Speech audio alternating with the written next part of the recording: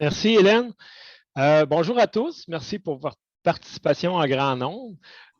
Aujourd'hui, vous avez vu, nous avons le grand plaisir, je dirais même le privilège d'accueillir pour cette première causerie le docteur Jacques Goulet, qui n'a pas vraiment besoin de présentation. Je crois qu'il y a 98 des personnes présentes qui le connaissent déjà. Mais on va faire les choses de façon standard. Donc, Dr. Goulet, éminent scientifique, agronome, professeur, communicateur, auteur de nombreux articles touchant divers aspects de la transformation du lait et de ses coproduits. Ses recherches et compétences en microbiologie appliquée et en technologie alimentaire lui ont permis d'apporter une importante contribution à l'innovation en sciences et technologies du lait, notamment au développement de nouveaux procédés, fermentation industrielle, valorisation de sous-produits et assainissement des usines de transformation alimentaire. De longue date impliqué dans la communauté, M. Goulet a agi et il agit toujours comme conseiller scientifique auprès de plusieurs organisations et entreprises du secteur bioalimentaire. En 1985, il était un des membres fondateurs du groupe de recherche Stella, qui occupe encore aujourd'hui le premier rang des centres de recherche sur le lait au Canada. Tout au long de son parcours professionnel, M. Goulet a reçu de nombreuses distinctions.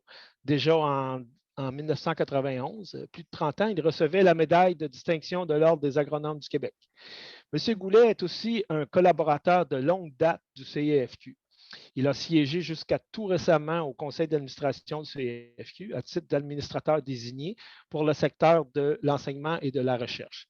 Il a activement contribué au développement de cette organisation depuis sa création en 2010. Je tiens à le remercier chaleureusement au nom du CIFQ et en mon nom personnel pour son implication et sa grande générosité envers nous tous. Aujourd'hui, M. Goulet a choisi de vous causer d'un sujet qui a balisé une grande partie de sa vie, les lactosérums. Nous cédons la parole à ce professeur émérite du département des sciences et technologies de l'Université Laval. Docteur Goulet, la parole est à vous.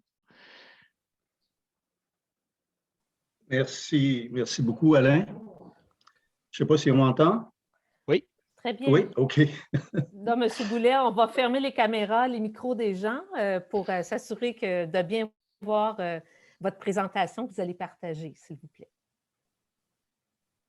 Merci.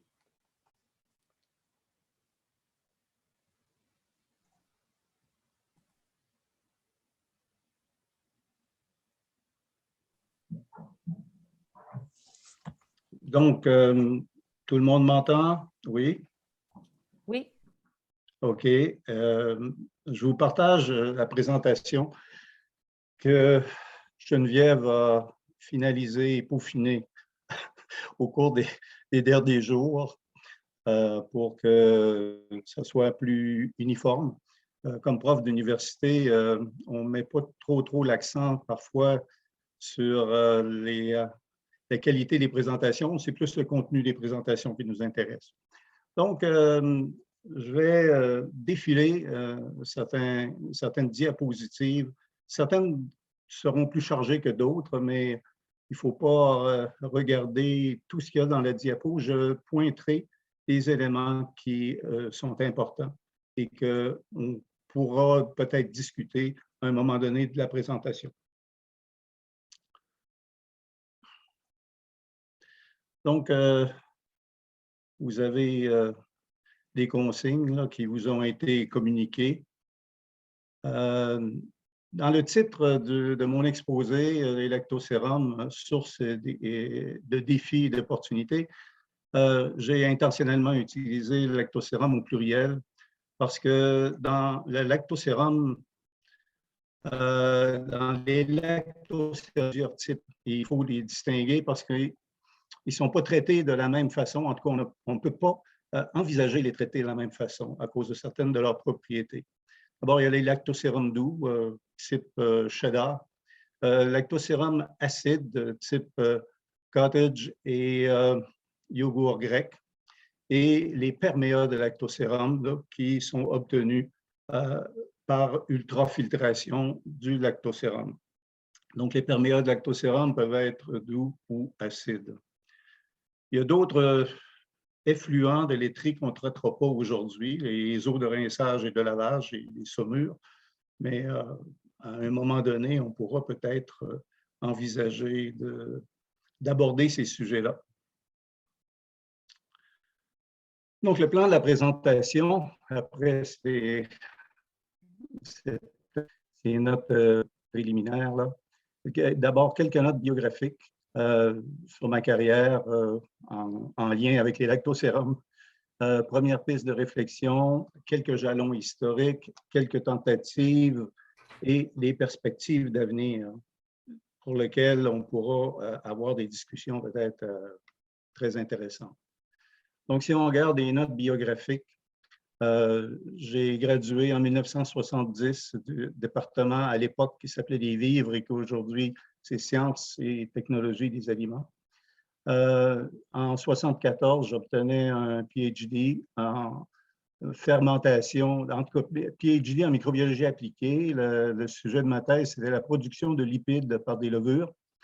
Et suite à ce doctorat-là, j'ai fait un postdoc ici à Québec en collaboration avec une laiterie à l'époque, Vermette, une fromagerie plus précisément, et une compagnie américaine spécialisée dans le domaine d'ultrafiltration.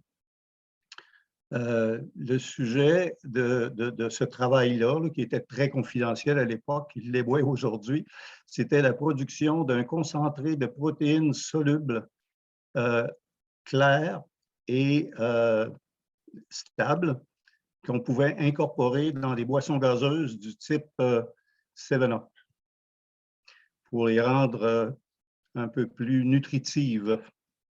Donc, c'était en 1974.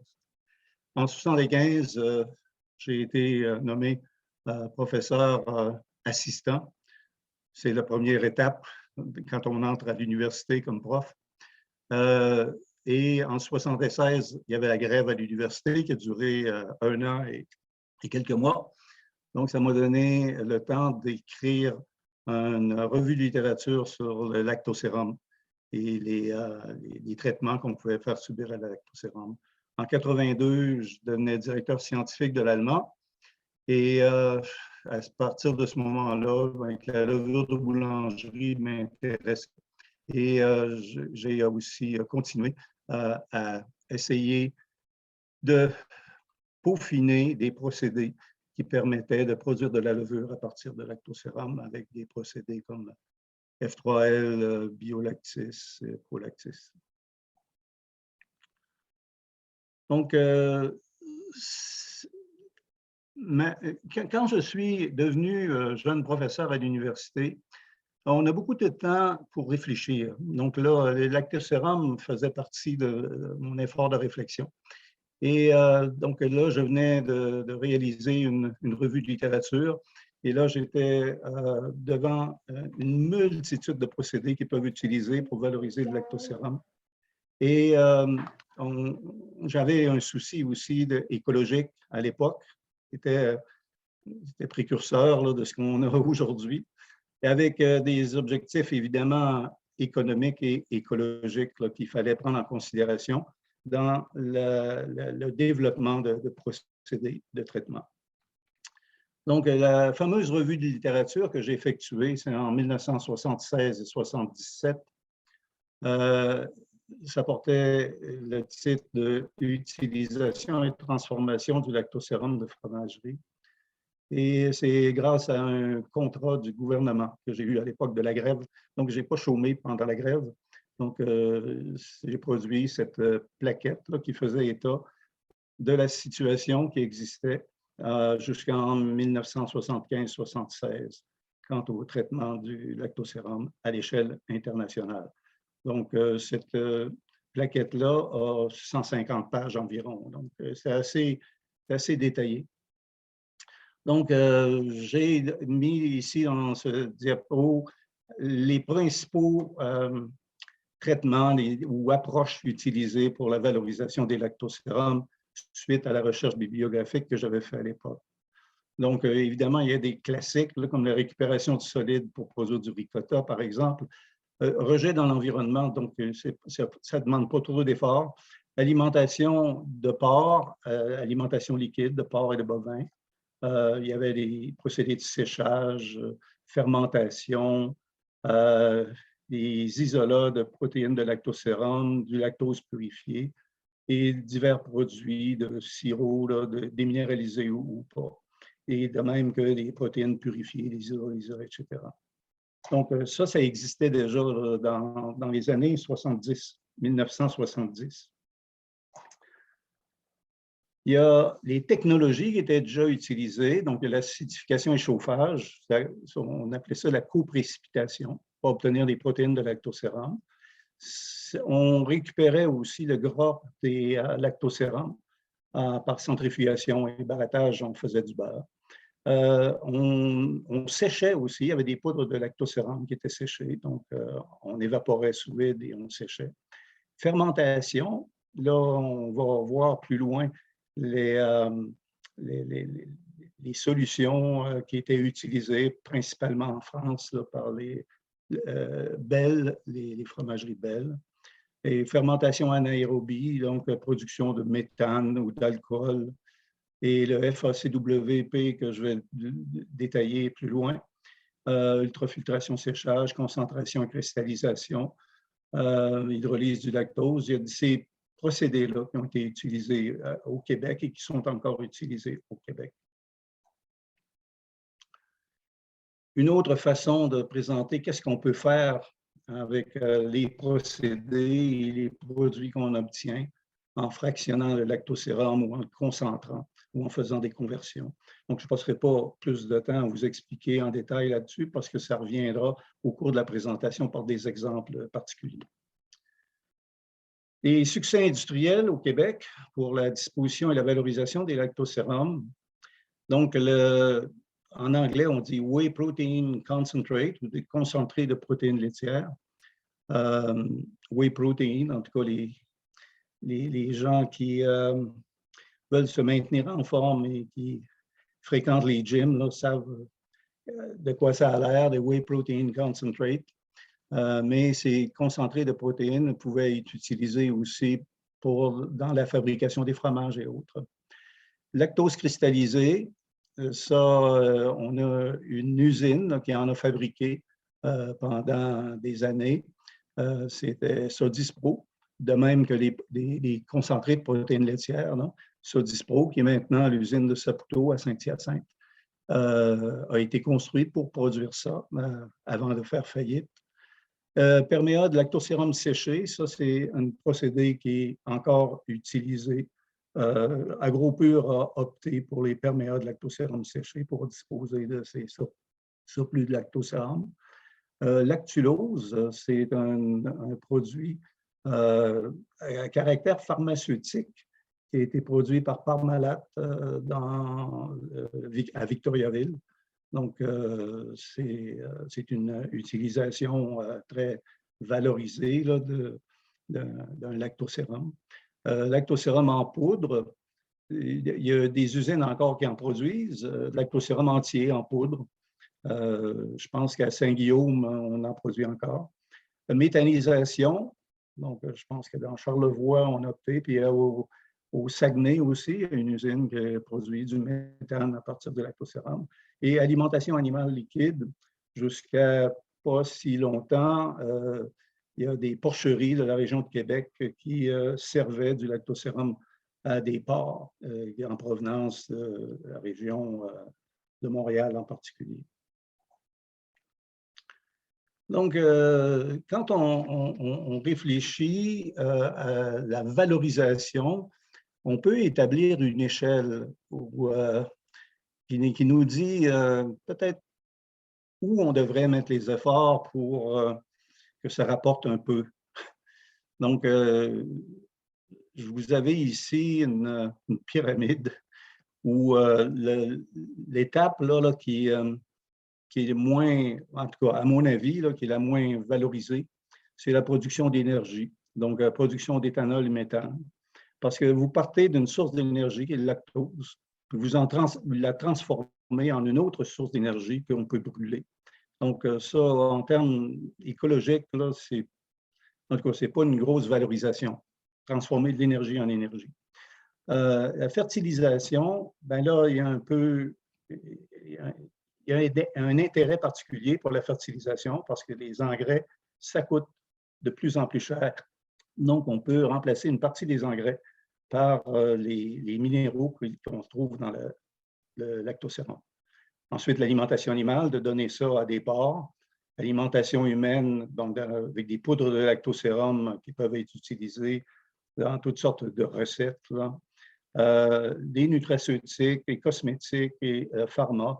Lactulose serait dans la pointe là, avec un usage pharmaceutique. C'est une très haute valorisation d'un produit. Le lactose aussi, parce que le lactose est beaucoup utilisé par l'industrie pharmaceutique comme filler, comme agent de remplissage. En termes d'éco-responsabilité, la préoccupation du développement durable, là, on l'avait déjà dans les années 70, ça s'est amplifié dans les années qui ont suivi, puis actuellement, c'est très, très important là, dans les décisions à prendre dans les entreprises.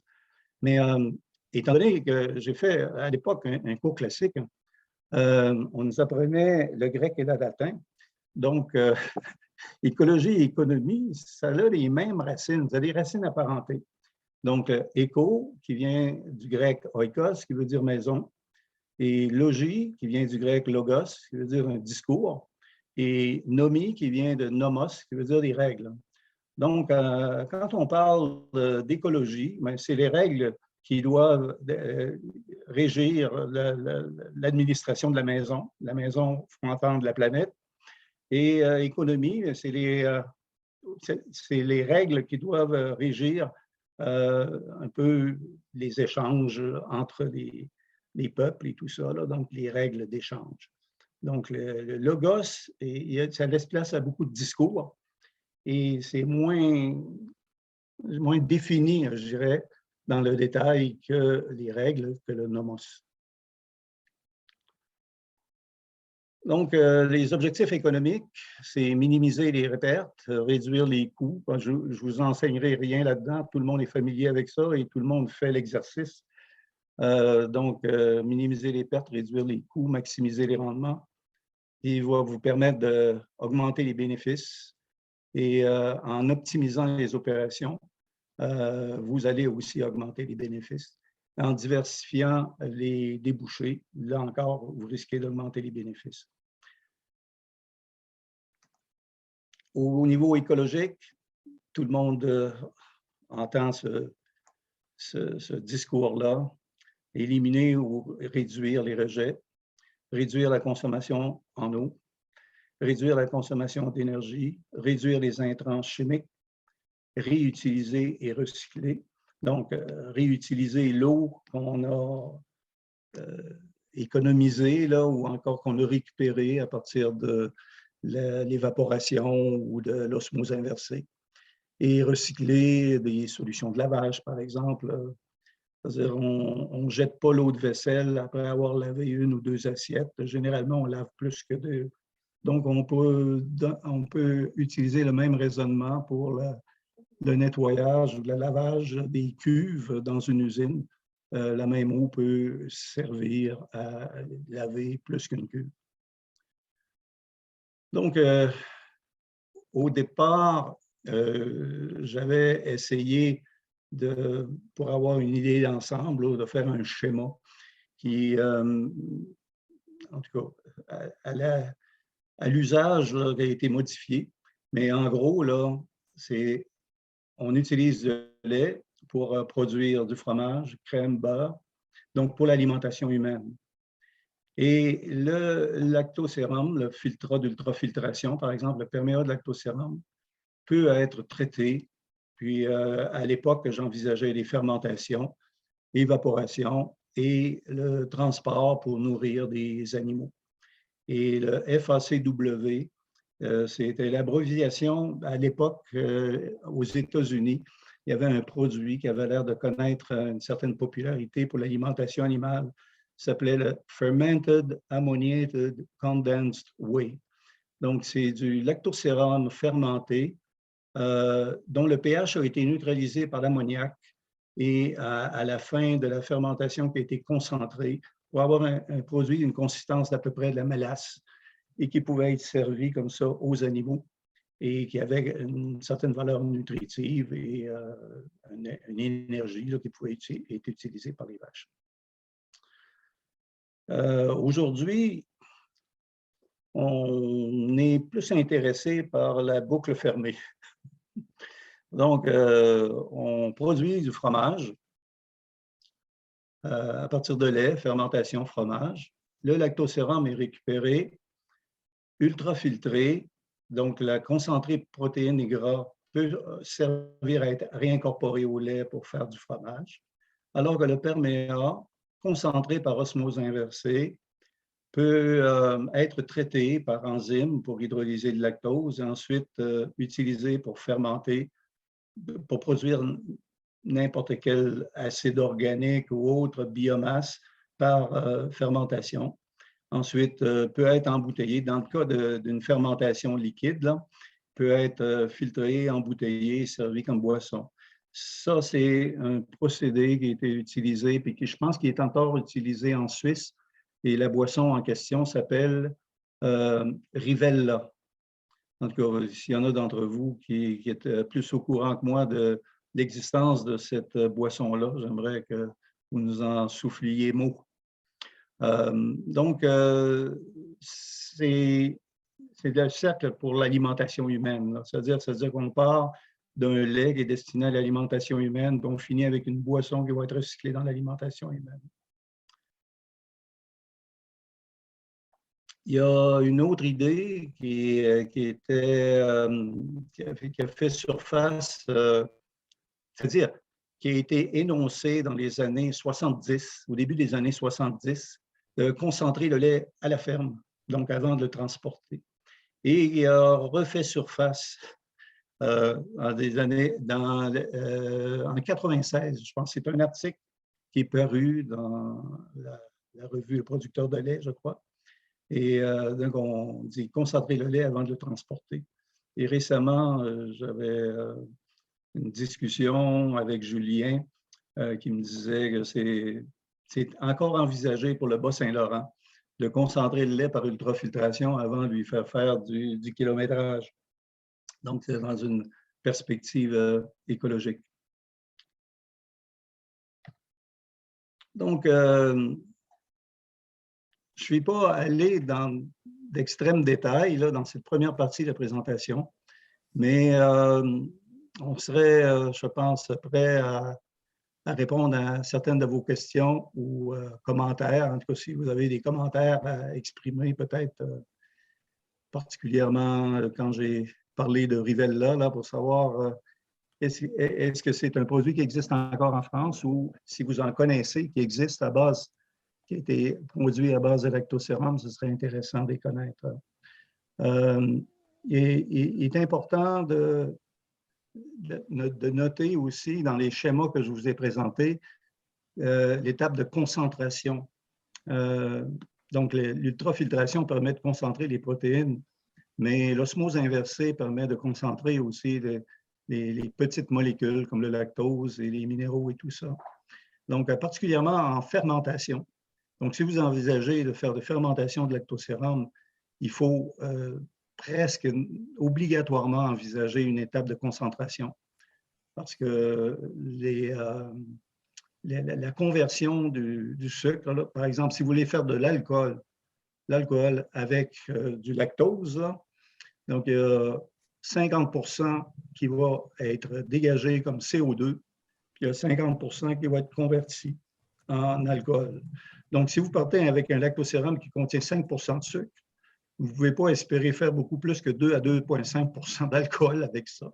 Donc, si vous voulez avoir un produit qui va doser 8% d'alcool, donc il faut partir d'un produit qui en a 15 à 20% au départ.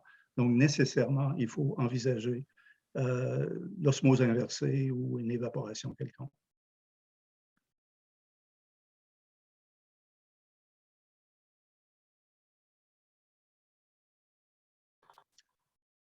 Donc, j'attends vos commentaires, aux questions. J'ai demandé à Geneviève d'ouvrir les caméras et les micros. Donc, je n'ai pas de questions, M. Goulet, dans le clavardage. Donc, je pense que les gens vont prendre leur courage et vont nous s'adresser à vous directement. Donc, je vois déjà Julien ici, Chamberlain, qui a une question.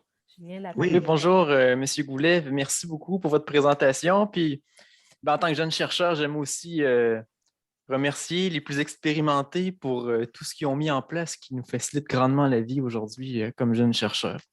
Moi, j'aurais une question.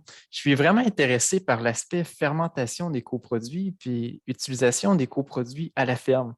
Ça me semble tellement logique d'un point de vue environnemental de boucler la boucle, de retourner les coproduits à la ferme pour réduire les terres utilisées pour produire de la nourriture pour les vaches, etc.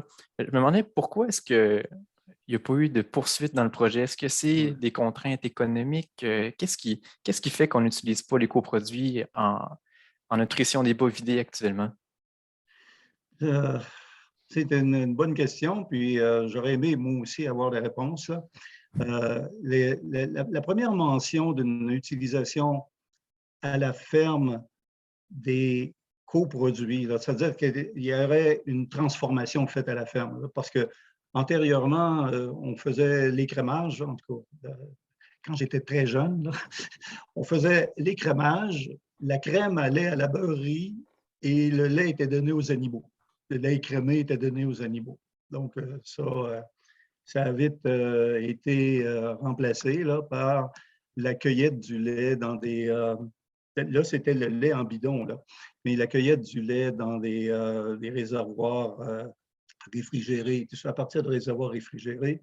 Là, le lait était transporté sur de plus grandes distances et il pouvait être transformé dans les usines qui étaient bien équipées pour le faire.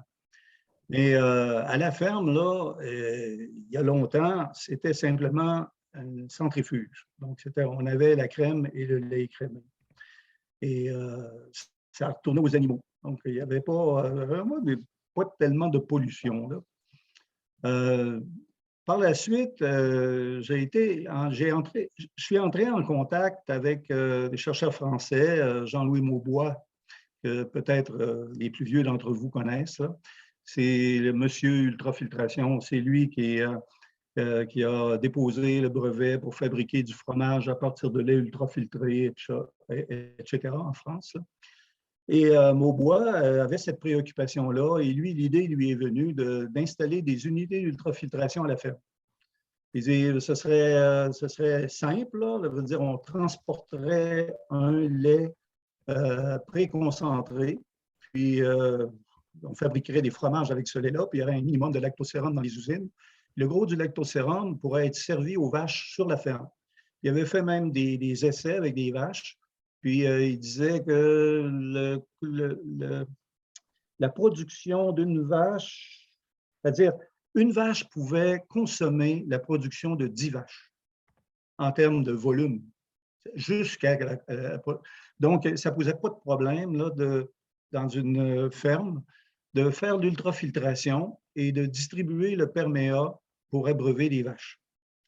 Et le rétentat était envoyé à l'usine pour faire du fromage. Puis, après ça, on n'a plus entendu parler du projet. La gestion de la concentration du lait à la ferme, ça devait causer des maux de tête à plusieurs usines. Donc, le facteur de concentration, comment payer le lait, comment entretenir les équipements. Il y a déjà des fermes là, dont la qualité du lait est douteuse avant de le transformer. Fait que si on le transforme à la ferme, ça aurait été... Donc, moi, j'ai l'impression que c'est à cause de ça, là, de la problématique d'hygiène, de salubrité, puis de contrôle, que c'est très, très difficile d'envisager une solution comme ça à la ferme.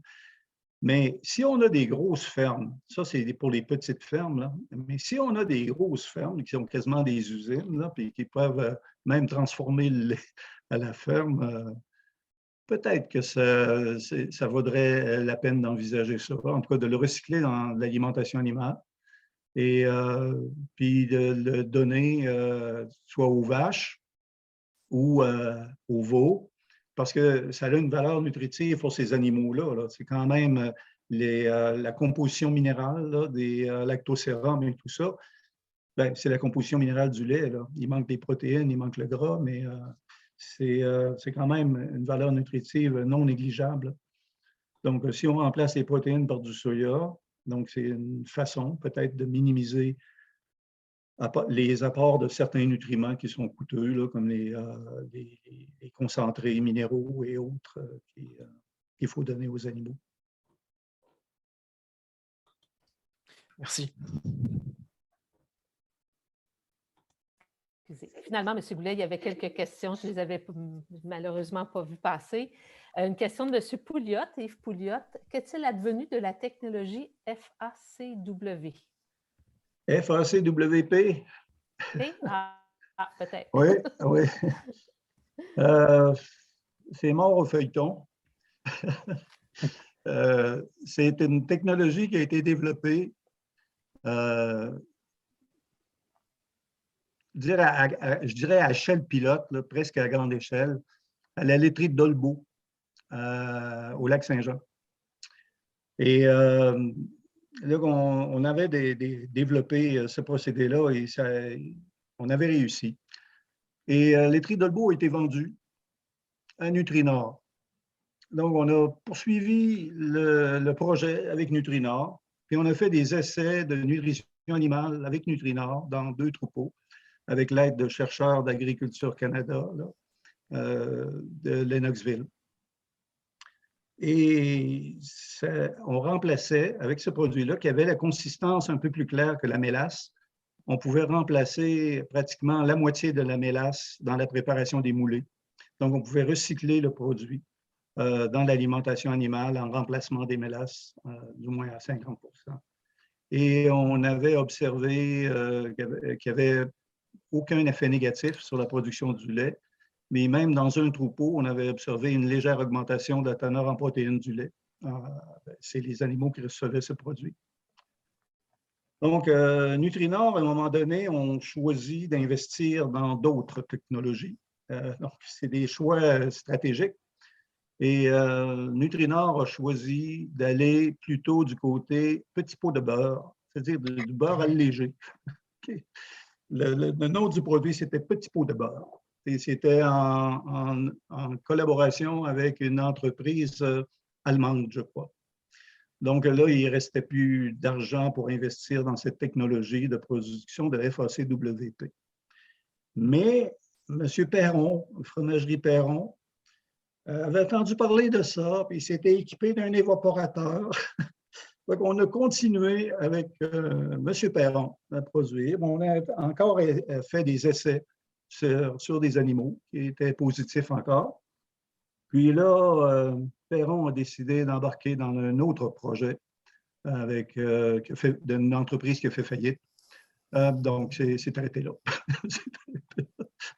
Donc, le projet n'a pas été conduit jusqu'à la production industrielle régulière, mais on a fait des productions pilotes, puis des essais sur animaux qui étaient couronnés de succès.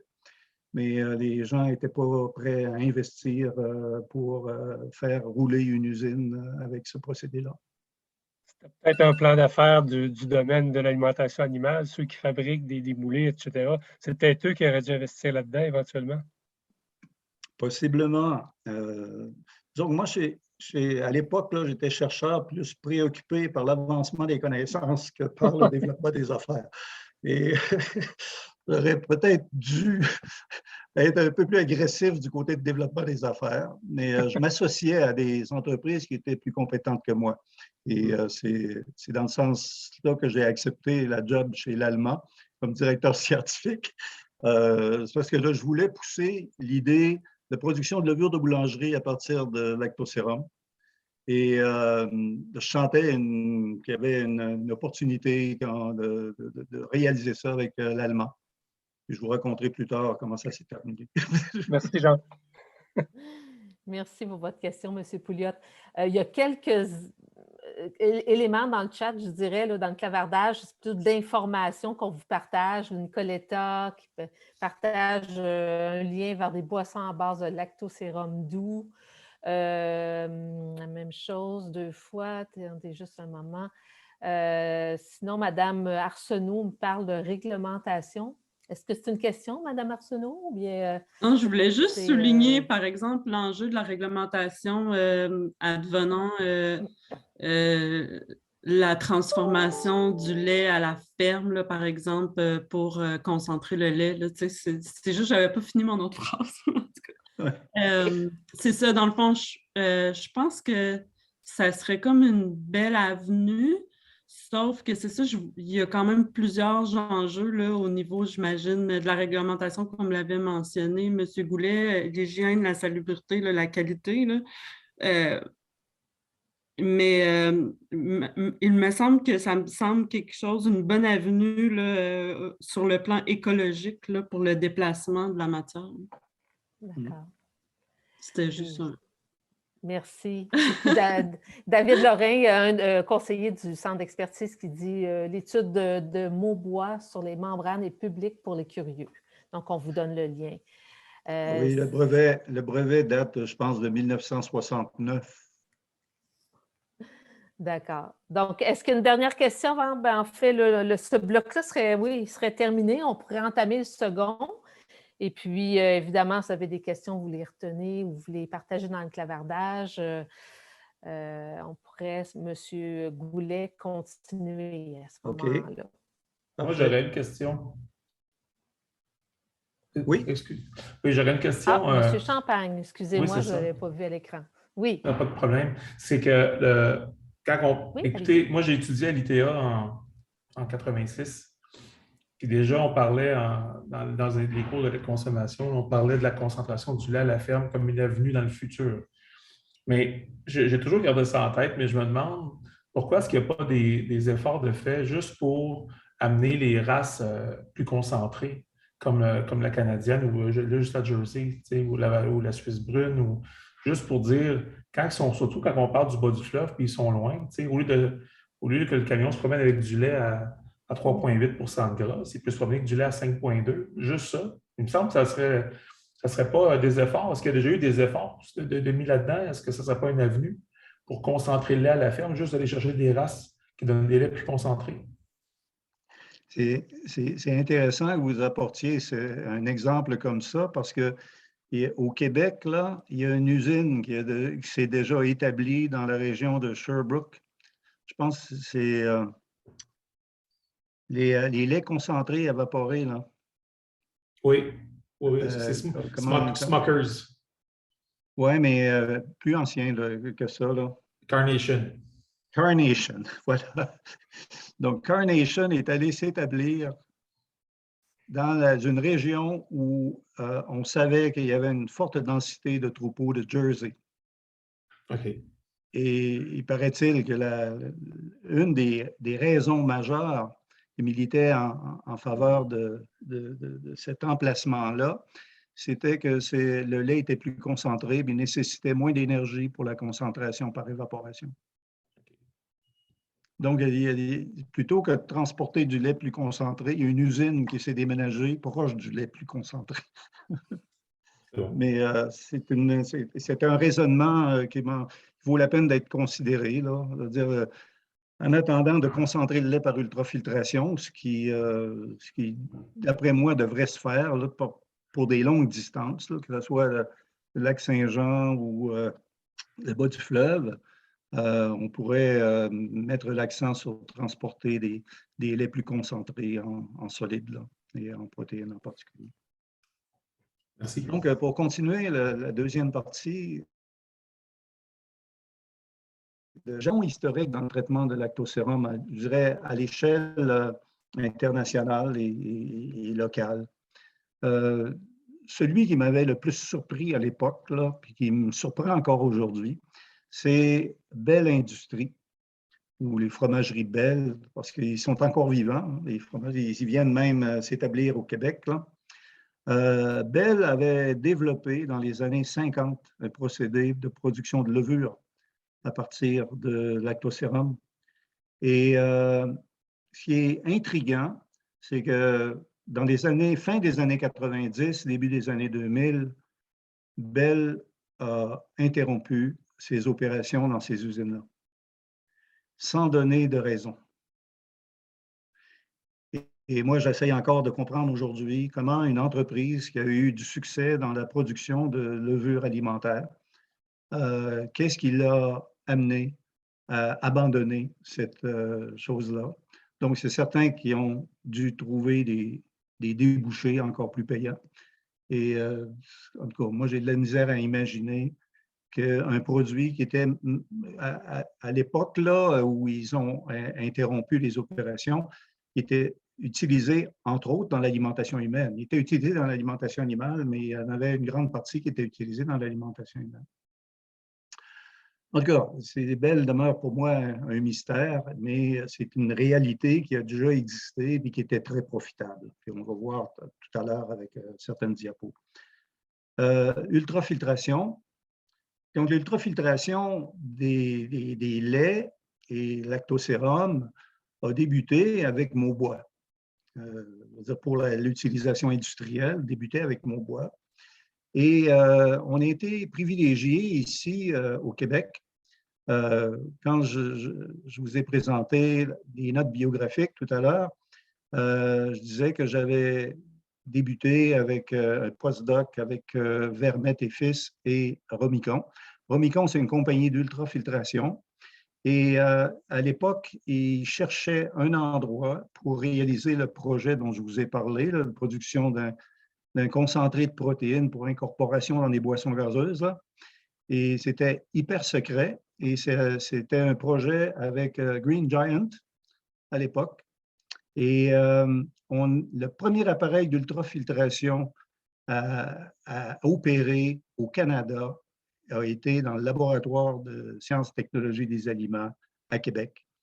Et on avait une unité avec 2 cartouches.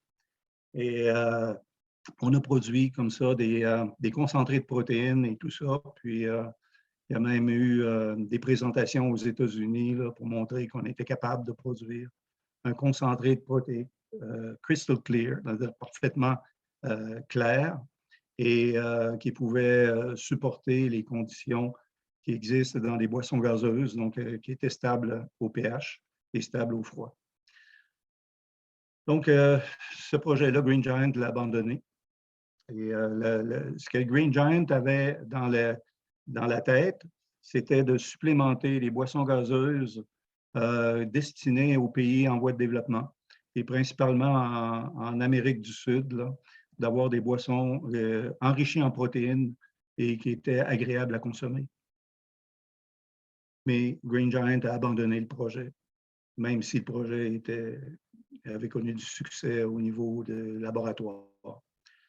Osmose inversée, donc la concentration des lactosérums par osmose inversée, ça a été un pas de géant au moment où Sodispro est entré en opération. Donc, on pouvait concentrer les perméas de lactosérum suffisamment pour entraîner une cristallisation et tout ça. Là. Et en tout cas, c'était un grand pas historique là, de concentration, d'enlever de l'eau pour qu'on obtienne une concentration qui permette la cristallisation, mais aussi qui soit beaucoup moins coûteuse que l'évaporation. Et c'est encore aujourd'hui utilisé dans des foules d'usines pour concentrer le lactosérum ou le perméa de lactosérum. Il y avait les enzymes et cellules immobilisées aussi qui permettaient les enzymes d'hydrolyser le lactose, puis les cellules immobilisées de fermenter. Il y a eu la concurrence internationale qui est devenue de plus en plus importante. Et l'automatisation et informatisation des procédés aussi. Puis des contraintes écologiques là, qui ont forcé les entreprises à envisager des procédés là, de valorisation de leurs effluents. Donc, on va passer à l'autre, des exemples là, d'usines ou d'entreprises qui sont consacrées à la transformation des lactocérums ou valorisation des lactocérums. Donc, les levures lactiques Bell, là, à une certaine époque, là, autour de 1975, on faisait de la publicité en disant que c'est les fruits de 25 ans d'expérience dans le domaine des levures, des protéines unicellulaires des industries Bell. Et en faisant la publicité, on montrait des photos de l'usine, de Vendôme. La première usine, ça a été construit à Vendôme. Il y a une leverie pilote en 1955. Puis en 1956, c'était l'usine, là, produisait 30 à 40 tonnes de levure lactique et 20 tonnes de lactoprotéines, donc de protéines de lactosérum. Donc, en 1966, une nouvelle usine fut implantée encore en Vendôme. Et en 1977, il y a 2 nouvelles unités de fermentation qui ont été créées à Sable-sur-Sarthe et Saint-Brice en Cogles. Le procédé utilisé par Bell est relativement simple. D'abord, c'est le sérum de fromagerie. Je vais essayer d'utiliser la flèche, là. Donc, le sérum de fromagerie était pasteurisé, donc un traitement thermique là, pour débarrasser des contaminants microbiens. Puis ensuite, il y avait une déprotéination. Au début, dans les années 50, ça s'effectuait par un traitement à la chaleur, mais avec les années, c'était remplacé par l'ultrafiltration. Et ensuite, on faisait la filtration, le mélange et le broyage. On obtenait les protéines. Le perméa ou le surnageant, là, une fois qu'on avait récupéré les protéines, était préchauffé et injecté dans un fermenteur où on avait aussi l'injection de l'air parce que c'était une fermentation aérobie. On avait des sels azotés parce que le gros des protéines, dans le cas de l'azote qui aurait pu être utilisé en fermentation, était retenu là, pour les protéines. Et ensuite, il y avait des apports en toutes sortes de nutriments, vitamines et autres, là, qui ne sont pas mentionnés ici, mais qui étaient nécessaires. Donc, à partir du produit fermenté, donc on avait un produit qui contenait des levures qui étaient séparées pour le concentrer et ensuite filtré, plasmolysé, séché, broyé, puis ça donnait la levure lactique. Voici l'usine de Sablé. Vous voyez que ce n'est pas une petite usine, là, si on compare à certaines usines du Québec. Là. On a produit de la levure. Ça aussi, c'est quelques photos d'un dépliant là, que j'avais réussi à avoir à l'époque, où il y a une étape de préparation des solutions nutritives qui est vraiment critique. Ultrafiltration et séparation des levures par centrifugation.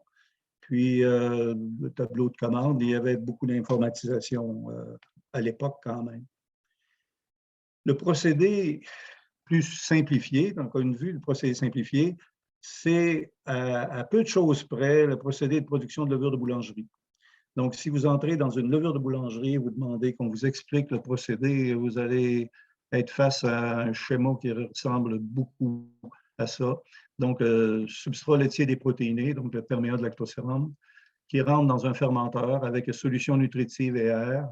Ensuite, le lait de levure est centrifugé pour concentrer et lavé pour concentrer la levure. Et la levure, le lait de levure ou la crème de levure peut être traité de 2 différentes façons. Filtré comme on fait pour la levure de boulangerie avec des filtres rotatifs sous vide ou encore séché par spray ou encore d'autres types de séchage. Donc, c'est vraiment une usine de levure. Donc, les gens qui voudraient s'impliquer dans la production de levure à partir de lactosérum, il faut que vous ayez des bonnes connaissances dans la production industrielle de levure. Je ne suis pas certain que dans les fromageries, on rencontre ça. Le produit qui était mis en marché avait une composition là, qui est décrite ici. Donc, on peut voir qu'il y a quand même 48 de protéines. Donc, cette levure-là, il y avait 48 de protéines. On tolérait quand même 50 000 germes totaux par gramme de produit. Puis, les levures, oui, les levures étaient principalement tuées là, et moisissures aussi. Mais on en tolérait un maximum de 100 par gramme, alors que c'était à peu près dans la crème de levure, c'était probablement autour de 10 à la 9, 10 à la 8, 10 à la 9 par gramme. Oups là, je vais revenir en arrière. Donc, on est à l'étape des questions ou commentaires là, sur cette deuxième partie de production à l'échelle industrielle de levure à partir de perméa de lactosérum ou de lactosérum. Moi, j'ai essayé de faire ça. Je voulais en souffler mot tout à l'heure. J'ai essayé de faire ça chez l'Allemand. Et on a eu un succès chez l'Allemand, mais le projet a avorté par la suite. Si je consulte, M. Goulet, le clavardage, il ne semble pas y avoir de questions. Cette fois-ci, okay. J'ai bien regardé. Donc, je vous invite à main levée si vous voulez discuter, questionner, demander des clarifications. Julien, si tu veux ouvrir ta caméra. Oui. Bon, une question rapide là, pour les FACW. Bon, on avait besoin d'une concentration de la matière première. Si je me, dans le cas la fermentation qu'on faisait, là, c'était avec le lactosérum non concentré. Et on ajoutait, au début, on ajoutait des sels d'ammoniac, là. Et on a fait des essais aussi avec de l'urée comme source d'azote, et ça fonctionnait avec l'urée. Mais l'ammoniac était la source d'azote la plus économique. Étonnamment, là, ça revenait moins cher que d'utiliser de l'hydroxyde de sodium, là, NaOH.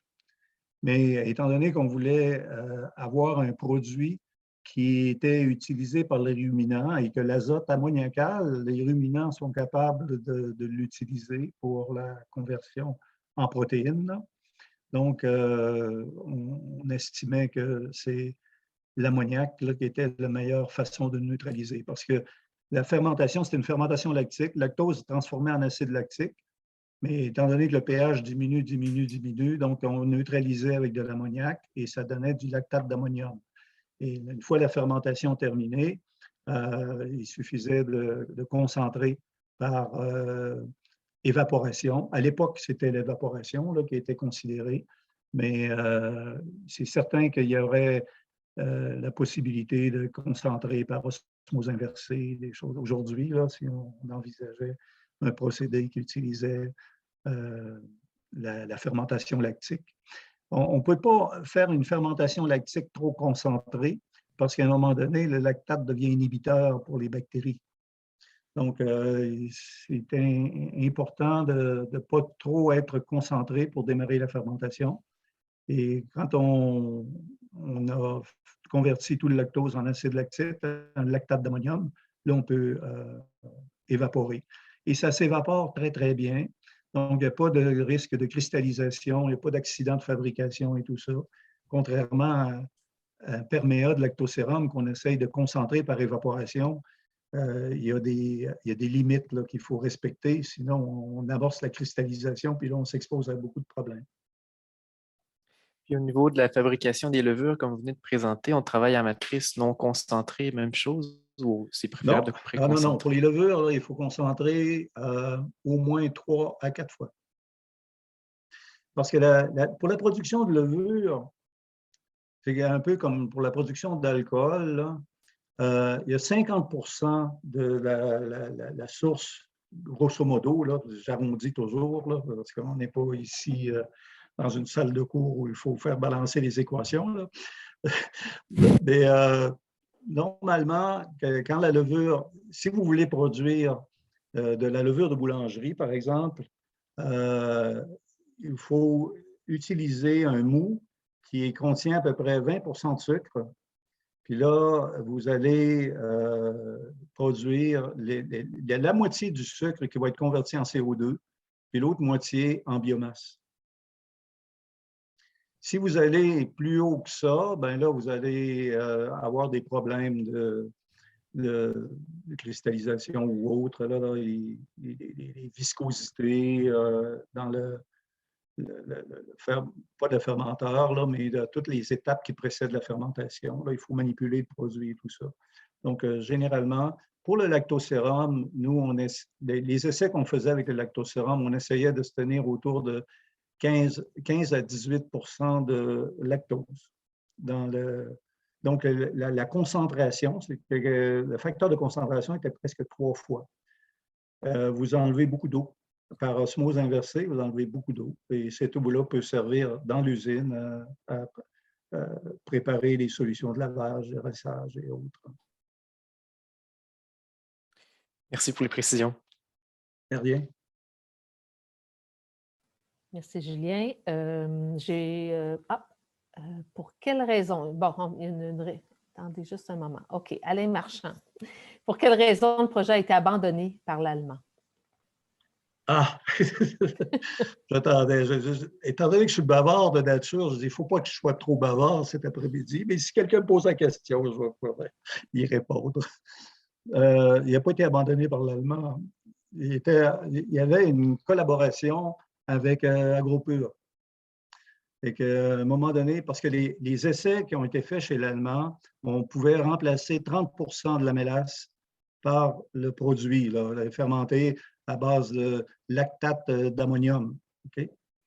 C'était le FACWP. Là. Donc, on pouvait remplacer 30% des mélasses par ça. Puis, la levure de boulangerie possédait les mêmes qualités boulangères. Je ne sais pas si vous connaissez l'allemand, là, mais les fermenteurs sont gros, puis le volume de mélasse utilisé est énorme. Donc, ça représentait des quantités très importantes de produits qu'il aurait fallu fournir à l'allemand. Donc, là, on a décidé qu'on irait fréquenter des usines, des grosses usines de production de fromage. Et AgroPure était parmi les plus grosses à l'époque. Donc, on a fait un essai chez AgroPure et tout ça, puis ça a été couronné de succès là, dans des fermenteurs industriels. Là. C'est-à-dire, on a remplacé vraiment dans 2 fermentations, là, 30% de la mélasse et tout ça, avec des résultats là, qui étaient très satisfaisants. Et au moment des négociations, pour savoir qui paierait quoi et combien, là, le quantum, c'est là que ça n'a pas marché. C'est là que ça n'a pas marché. Donc, l'Allemand offrait un certain prix pour le produit et AgroPure a jugé que ce n'était pas assez élevé. Donc, AgroPure, à l'époque, c'était l'usine de Bon Conseil, possédait déjà des évaporateurs qui étaient payés, puis amortis et autres. Là. Et des séchoirs, la même chose. Ils ont dit, pour nous autres, là, ça serait plus payant de sécher le perméa de lactosérum tel quel. Pas se casser la tête avec des fermentations lactiques, neutralisation de l'ammoniac et des choses comme ça. Fait que c'est comme ça que ça s'est terminé, le projet. Puis l'Allemand n'a pas trop insisté non plus pour aller dans d'autres usines et tout ça. Mais le procédé fonctionnait. Merci Alain pour la question. Je ne vois pas d'autres questions, pas de main levée. Laisse quelques secondes aux gens pour réagir. Mais sinon, M. Goulet, serions prêts pour la 3e partie. Je ne sais pas si on est pas mal dans les temps, là, ou si j'ai débordé. Oui, Non, pas du tout, non. Tout OK. va bien. On a même encore du temps devant Parfait, nous. parfait. Donc, je pourrais remplir le temps. Un gros 2 minutes en ce moment. OK. OK. Donc, des projets de recherche qu'on a réalisés pour essayer de valoriser les lactosérums, là. Donc, la production de levure de boulangerie, je viens de vous dire que ça fonctionnait. Et étonnamment, la préparation là, pour produire de la levure de boulangerie, là, je voudrais être clair pour que tout le monde interprète correctement là, mes propos. On ne peut pas produire de la levure de boulangerie directement sur lactosérum parce que la levure n'utilise pas le lactose. La levure de boulangerie n'utilise pas le lactose. Donc, il fallait transformer le lactose en quelque chose qui était utilisable par la levure de boulangerie. Donc, la première idée qui nous est venue, c'est d'hydrolyser. Hydrolyser le lactose, glucose, galactose et tout ça. Mais ça ne fonctionnait pas. Je veux dire, c'est deux sucres qui ne sont pas utilisés en même temps et tout ça. Donc, au niveau de la fermentation, il y avait une certaine problématique là. Là, à un moment donné, on s'est dit qu'il faut transformer le lactose en quelque chose qui peut être utilisé par la levure de boulangerie. Puis là, il y a des chercheurs français qui avaient découvert, je pense, c'est dans le sud de la France, là, je ne me souviens plus exactement dans quel centre de recherche, il avait découvert que le lactate, l'acide lactique était utilisé par la levure, un peu comme le sucre, et en conditions aérobie, là. Donc, de convertir le lactose en acide lactique, là, neutralisé, ça pouvait fournir un substrat utilisable par la levure. Et la conversion était très simple. Donc, convertir le lactose en acide lactique par des bactéries lactiques, on ne perd rien. Je veux dire, c'est 100% à peu près le rendement de conversion. Donc, c'est cette avenue-là qu'on a utilisée. La production de la levure boulangère en utilisant une autre levure, comme un Cléromyces et tout ça, oubliez ça, c'était essayé. Ça ne donne pas la même performance. Ça ne donne pas la même performance dans le pain. Ça ne donne pas aussi la même performance au niveau de la fermentation pour la production de la levure. Donc, il faut convertir le lactose en acide lactique qui ensuite, en étant neutralisé avec des sels d'ammonium, peut être utilisé pour la production de Saccharomyces cerevisiae, qui est la levure de boulangerie. La production de levure lactique, ben, l'appellation levure lactique est prête à confusion. Donc, c'est le produit Bell, ce n'est pas de la levure Saccharomyces cerevisiae. Donc, c'est un mélange. Le produit Bell, c'est un mélange de levure qui agissait, en tout cas, qui travaillait en consortium. Et il y avait au moins 3 souches de levure différentes là, dans ce produit-là. Puis, il y avait comme un équilibre qui était atteint parce que les fermentations, j'ai oublié de vous mentionner ça, Bell, là, c'était des fermenteurs en continu qui opéraient 24 heures par jour, 7 jours par semaine, 365 jours par année. Okay? Ils n'arrêtaient pas. Donc, il y avait une biomasse à l'intérieur de levure qui était relativement stable et c'est peut-être la raison pour laquelle ils ont été obligés d'abandonner. Peut-être que la stabilité n'était plus là et qu'il y avait des problèmes de production en continu. Ça, c'est une hypothèse. Donc, le FACWP, ben là, je vous ai expliqué comment on le produit. C'est une fermentation lactique très simple avec une neutralisation d'acide lactique avec n'importe quel neutralisant, mais de préférence l'ammoniac. Ça coûte moins cher que des autres neutralisants et ça permet d'utiliser pour des ruminants puis dans la fermentation de levure. Fermentation propionique, on a essayé ça. Moi, j'ai un étudiant à un moment donné qui a travaillé sur la production de propionate avec le lactosérum. C'est possible de le faire. Il y a des usines qui ont été construites aux États-Unis pour faire des additifs alimentaires là, pour la production de pain, le propionate de calcium et tout ça. Donc, c'est de remplacer le propionate de calcium dans le pain par un produit de fermentation propionique fait à partir de lactosérum. Donc, on pouvait remplacer propionate de calcium par lactosérum fermenté et fermenté par des bactéries propioniques. L'autre projet là, qui m'a tenu à cœur pendant plusieurs années puis qui a été abandonné pour des raisons politiques, c'est fermentation du lisier de porc. Donc, l'idée nous était venue que le lisier de porc, là, on ne savait pas trop comment s'en débarrasser, à part que par épandage. Puis là, on s'était dit, ben, si on pouvait avoir une boucle fermée pour disposer du lisier de porc et de transformer le lisier de porc en aliment pour le porc, on serait en affaires. Et pour ce faire, ben, on a envisagé de remplacer ce qui manquait dans le lisier de porc par du perméa de lactosérum. Le perméa de lactosérum, c'est une source d'énergie. Et dans le lisier, ben, toute l'énergie a été utilisée par le porc. Donc, je veux dire, on a une source d'azote, de minéraux, de certaines vitamines et tout ça dans le lisier de porc, mais il manque une source d'énergie pour soutenir une fermentation. Donc, on s'est dit, ben, perméa de lactosérum pourrait être intéressant peut-être. Donc, le perméa amène l'énergie et le lisier amène tout le reste, les composés azotés, les minéraux les complémentaires, etc., pour le porc. Donc, on a fait ça. Et je vous montrerai tout à l'heure avec un schéma comment on est arrivé à produire un lisier de porc supplémenté, fermenté, et pourquoi il a été abandonné, le projet a été abandonné. Il y a des biofiltres aussi, l'assainissement de l'air. On a eu à un moment donné une demande d'une usine d'équarrissage.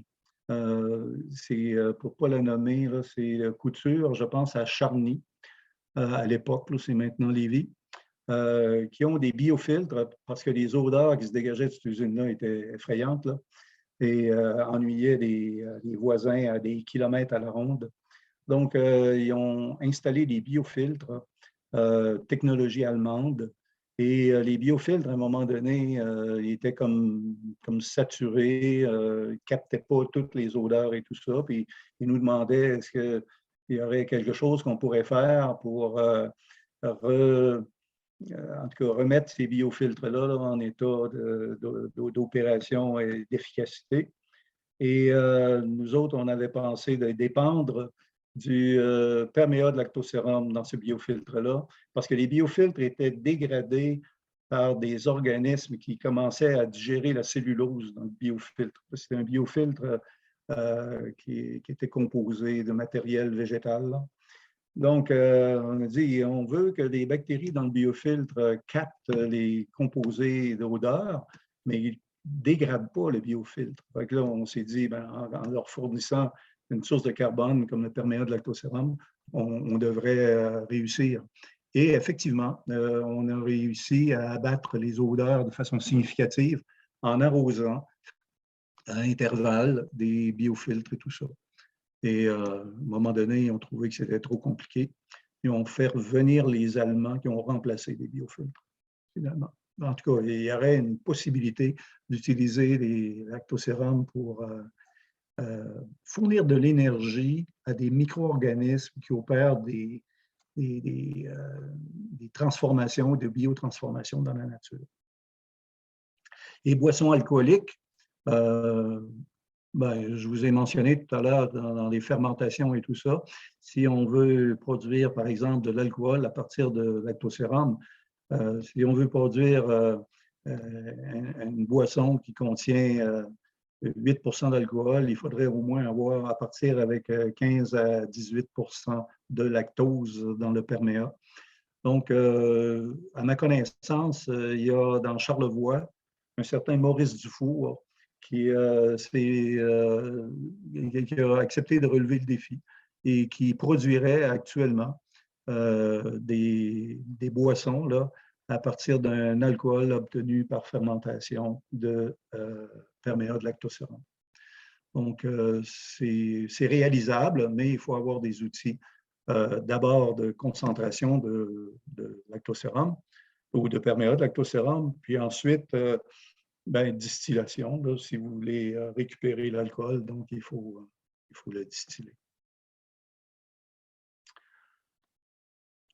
Donc, les tentatives, je pense que je vous les ai expliquées antérieurement. Donc, l'allemand, je pense que vous connaissez un peu.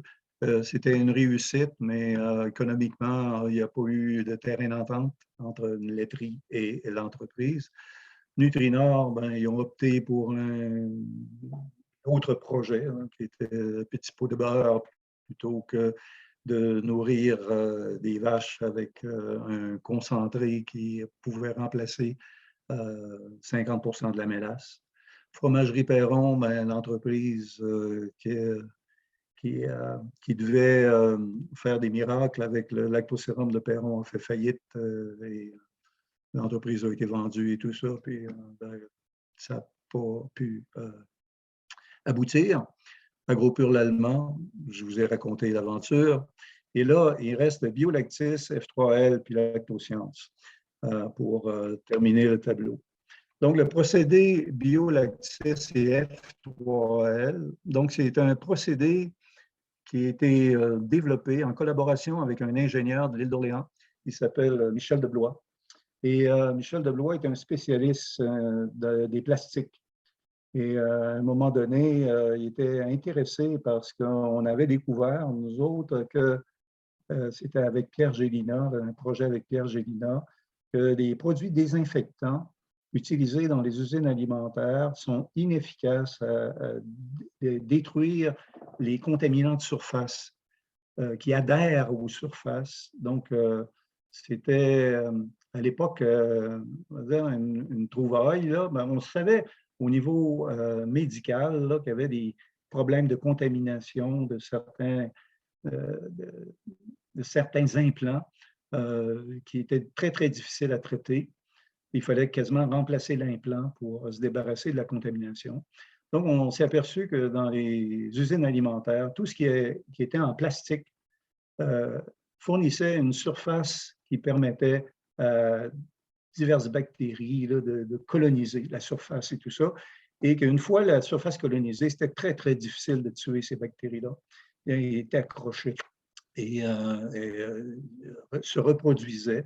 Et des bactéries qui, évidemment, étaient relâchées, mais il y avait toujours une couche qui demeurait intimement collée aux surfaces et résistante.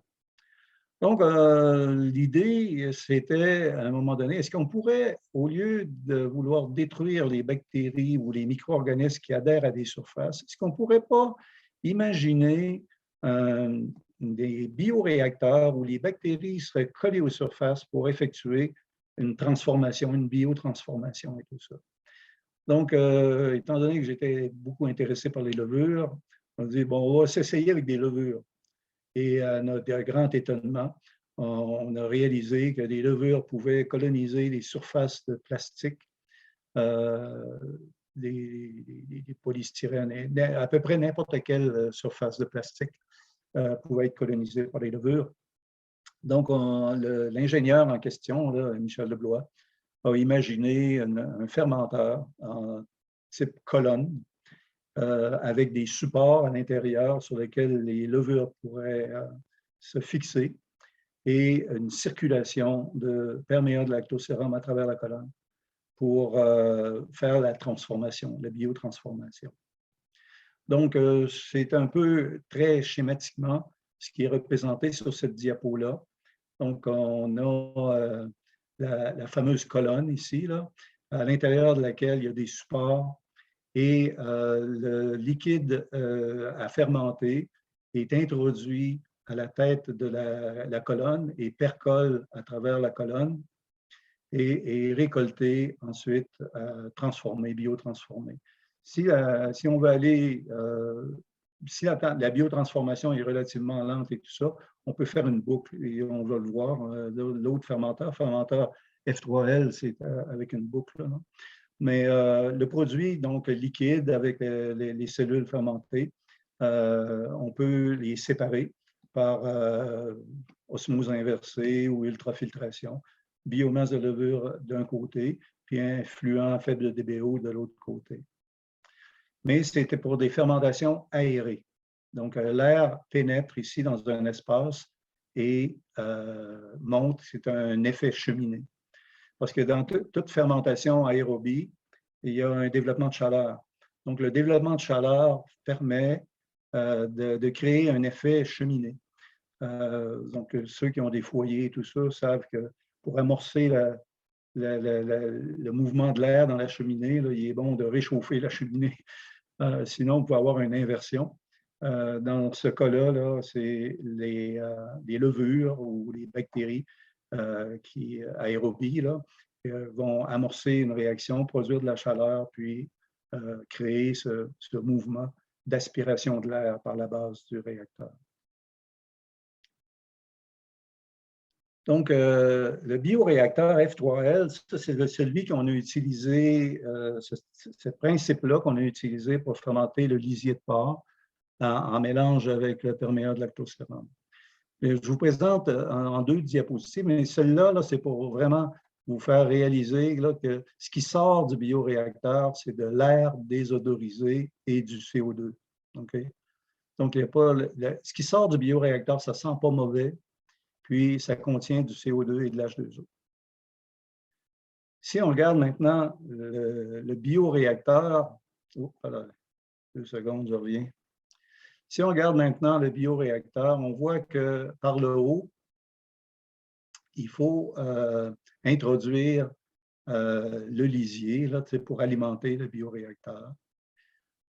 Puis, il y a des substances complémentaires, des nutriments complémentaires qu'il faut mélanger à lisier, entre autres le perméate de lactosérum, entre autres. Et ça, c'est injecté à la tête, là, en haut du réacteur, donc le lisier avec lactosérum et nutriments, descend par percolation dans le temps. Puis, étant donné la chaleur développée par l'utilisation du lactose, des levures très actives et tout ça, donc il y a un mouvement là, de cheminée, d'aspiration d'air qui permet de créer un mouvement. Et ce mouvement-là et la chaleur développée favorisent la multiplication des levures et en même temps le refroidissement. C'est un fermenteur qui n'a pas besoin d'être refroidi parce que l'air et l'évaporation qui se produit procurent le refroidissement. Donc, le contrôle de température dans ce réacteur-là nécessite aucun apport extérieur.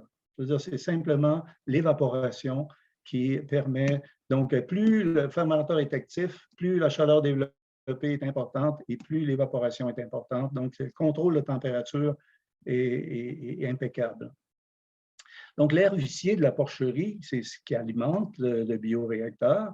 Puis, dans l'air vicié, il y a toutes sortes de molécules et tout ça, de volatiles qui sont absorbés de préférence par la levure. Parce que la levure, avant d'utiliser ce qu'il y a dans le liquide, elle va capter tout ce qu'il peut y avoir dans l'air de petites molécules là, qui sont responsables des mauvaises odeurs, évidemment. Donc, là, ça fonctionne en circuit pas fermé parce qu'il y a un overflow là, qui est collecté, mais c'est recirculé par une pompe.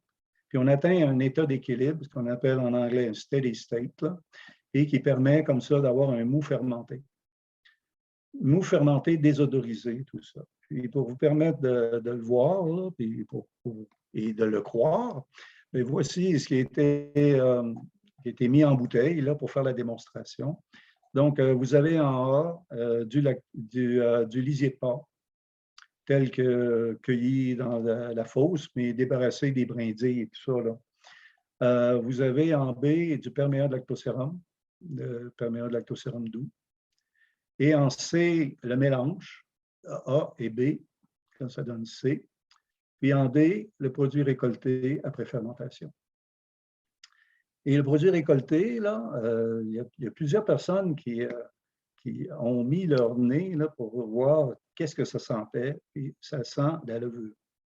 Il y a une odeur là, de lait ou de crème de levure, mais l'odeur du lisier de porc est complètement disparue. Donc, ce produit-là a été utilisé pour lever des porcs pendant 1 mois dans une porcherie du côté de Sainte-Anne-de-la-Pocatière. Pas tellement loin de Sainte-Anne-de-la-Pocatière, il y avait une porcherie qui était, je pense, qui était la propriété de Dinaco. Et donc, il y avait la personne en charge là, qui opérait le bioréacteur. Donc, il y a un bioréacteur qui a été installé là et qui a fonctionné pendant quelques mois. Et on s'est servi du produit là, de fermenté pour nourrir à un moment donné des porcelets, un groupe de porcelets. Il y en avait un groupe témoin, puis il y avait un groupe qui recevait comme seule boisson, en tout cas pour s'abreuver, ce liquide-là en D. Okay? Les autres recevaient de l'eau. Puis, les 2 groupes de porcelets avaient la même croissance. Il n'y avait pas de maladies particulières qui se sont signalées dans aucun des groupes et tout ça. Et là, nous autres, on était tellement heureux des résultats. Ils disaient, ben, voilà, maintenant, il faut faire un projet de recherche plus sérieux là, avec la médecine vétérinaire. Donc, on avait un professeur de médecine vétérinaire qui avait accepté de travailler en collaboration avec nous sur un projet de plus grande envergure et tout ça. Et, en tout cas, je vous épargne les détails, là. Ça avançait très, très bien jusqu'au moment où j'ai téléphoné à l'Agence canadienne d'inspection des aliments pour obtenir le OK pour les animaux, là, d'effectuer des tests sur les animaux et tout ça. Fait que là, on me pose des questions. Et là, je leur dis, ben non, il n'y a pas de toxicité associée à ça. On a déjà des tests. Ah oui, vous avez déjà. Est-ce que vous aviez eu un permis pour les tests préliminaires? Non, on a fait ça comme ça. Non, il aurait fallu. Puis, qu'est-ce que vous allez faire avec les animaux, l'expérience? Parce qu'il y en avait 500 porcs qui auraient été en expérience et tout ça. Qu'est-ce que vous allez faire? Bien là, je veux dire, ils vont prendre le chemin de l'abattoir. Oh non, il n'est pas question. Si vous faites ce projet-là, il faut incinérer toutes les carcasses de porc qui auraient été produites. Ça. En tout cas, je vous épargne tous les détails, là, les dédales, mais le projet a été abandonné à ce moment-là parce que l'entreprise, Dinaco à l'époque, n'avait pas les moyens d'investir des si grosses sommes d'argent dans des tests sur les animaux. Puis le projet a été abandonné là.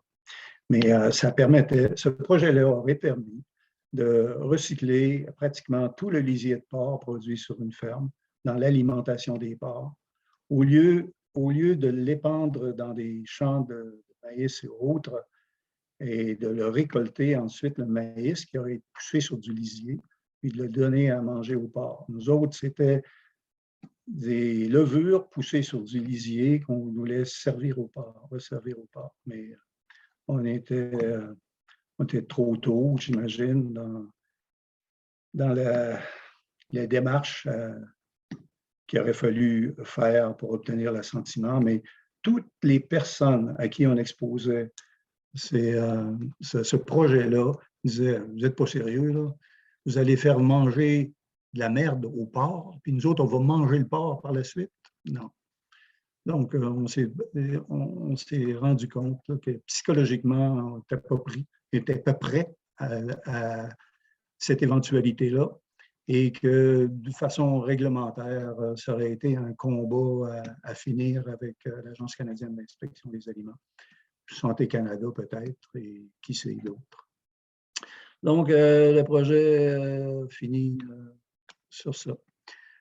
Le dernier procédé sur lequel j'ai travaillé en compagnie d'une entreprise là, qui a encore fait faillite, là, parce que c'est de développer des choses innovantes au Québec ou ailleurs, c'est un défi majeur. Si tu n'as pas la finance, tu es cuit.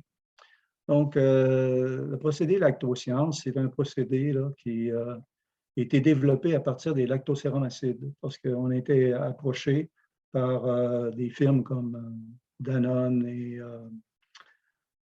Liberté, qui produisaient des grandes quantités de lactosérum acide de yogourt grec et qui ne savaient pas comment s'en débarrasser, qui devaient payer pour s'en débarrasser. Ils disaient, est-ce qu'il y a quelque chose à faire? Mais nous autres, on a dit certainement, il y aurait des levures qu'on pourrait faire. Là.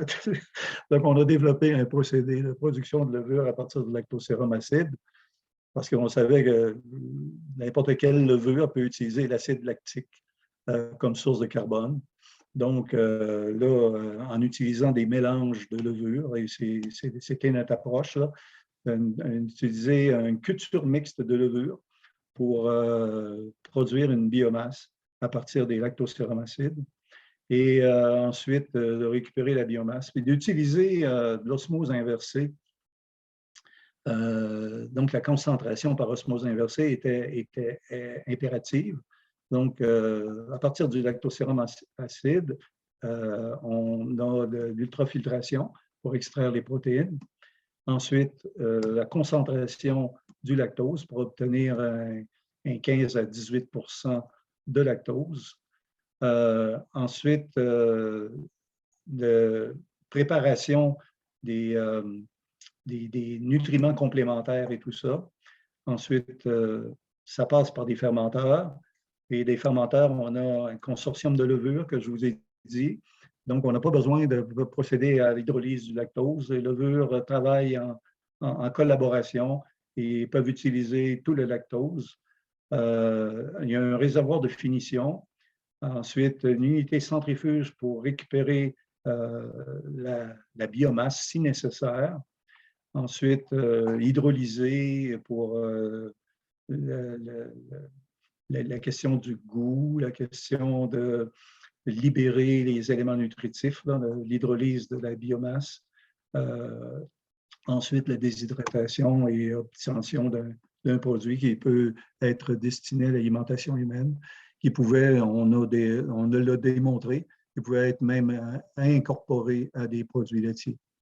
Donc, on aurait la boucle fermée, là, ici, c'est-à-dire d'un perméat de lactosérum qui sert à produire des levures et le produit qui est concentré par osmose inversée peut être réincorporé dans d'autres produits. Et je vous épargne tous les détails là, parce que je ne voudrais pas éventer une certaine partie de ce procédé-là qui a fait l'objet d'une demande de brevet à un moment donné.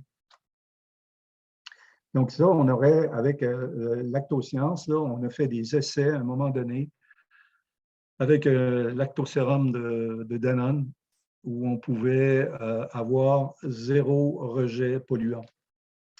Tout ce qui sortait du procédé, c'était de l'eau qui provenait de l'osmose inversée. Tout le reste des ingrédients pouvait servir à être incorporés dans les aliments.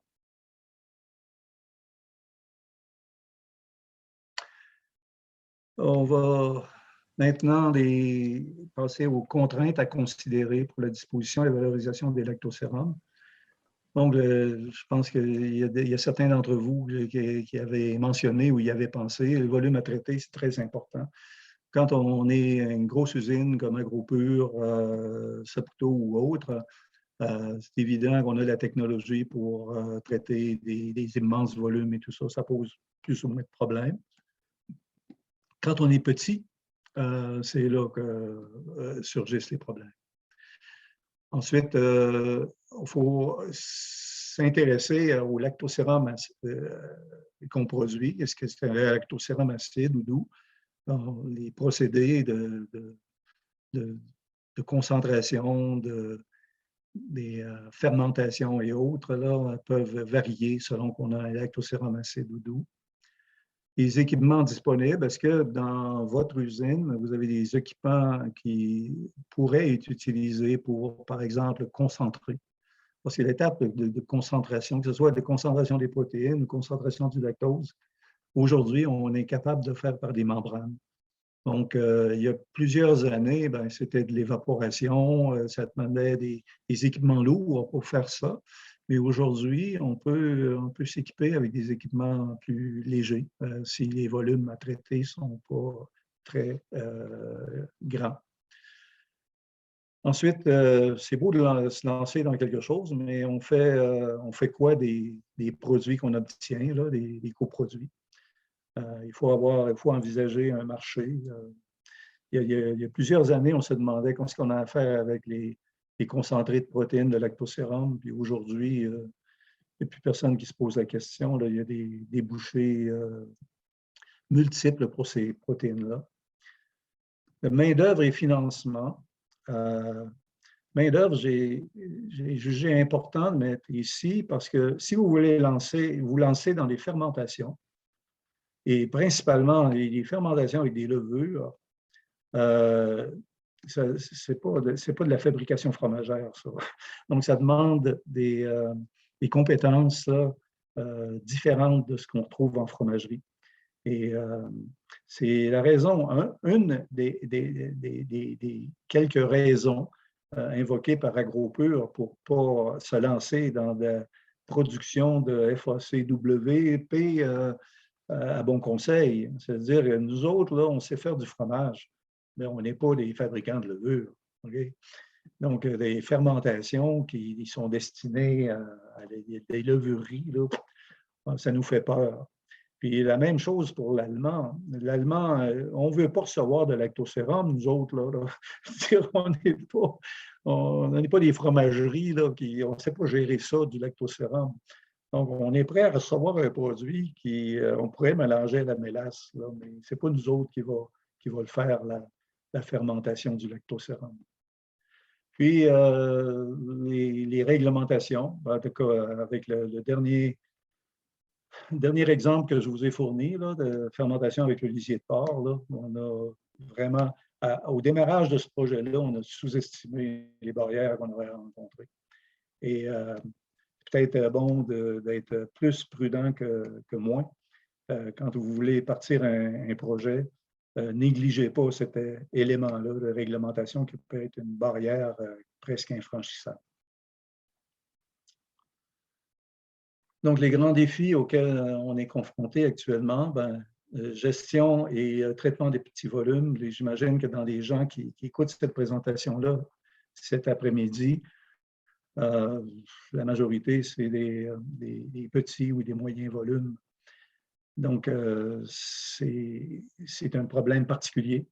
Et lactosérum acide, c'est aussi un problème particulier. Tu ne peux pas traiter ça de la façon des lactosérum doux. Tu ne peux pas sécher ça, un lactosérum acide.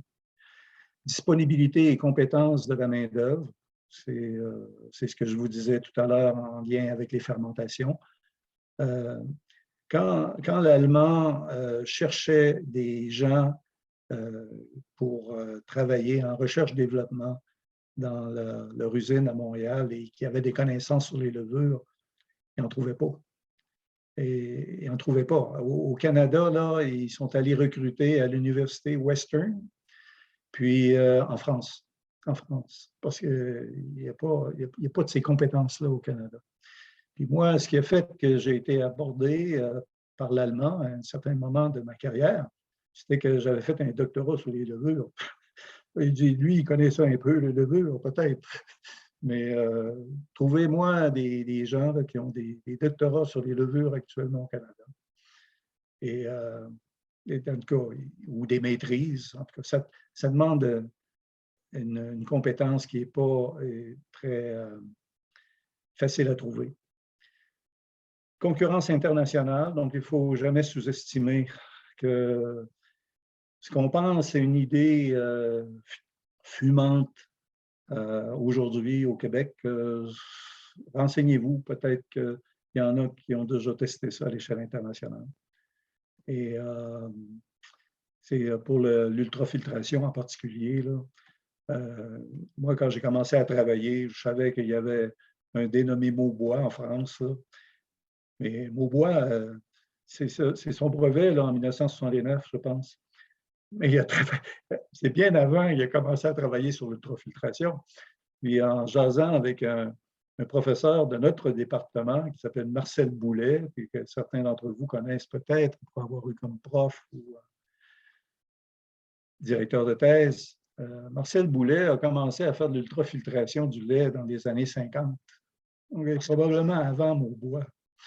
Donc, il y a des choses qui aboutissent là, à un moment donné, mais les compétences à l'origine de ça, ils peuvent être n'importe où à travers le monde. Il n'est pas seul à avoir une idée fumante. Concurrence internationale, ça, il faut parler avec Saputo, avec AgroPure et autres. C'est féroce, la concurrence internationale. Donc, quand vous visez le marché international, soyez prudent là, parce que vous entrez dans les lignes majeures. Puis, vous êtes mieux d'envisager des marchés plus locaux. Et le financement, c'est la nerf de la guerre et ça vient par période. Nous autres, le financement, les entreprises pour le procédé Lactosciences, là, on a contacté des grosses entreprises à l'échelle nationale et internationale et aucune était disposée à investir dans du béton et dans des usines. À la rigueur, un procédé dans une usine existante, mais pas bâtir une usine pour un nouveau procédé. Et je vous fais part d'une remarque de président de l'Allemand à qui j'essayais de vendre l'idée, il s'appelle Jean Chagnon. Et le président me disait, faites vos essais, là, puis quand vous aurez une usine qui fonctionne, on vous achètera.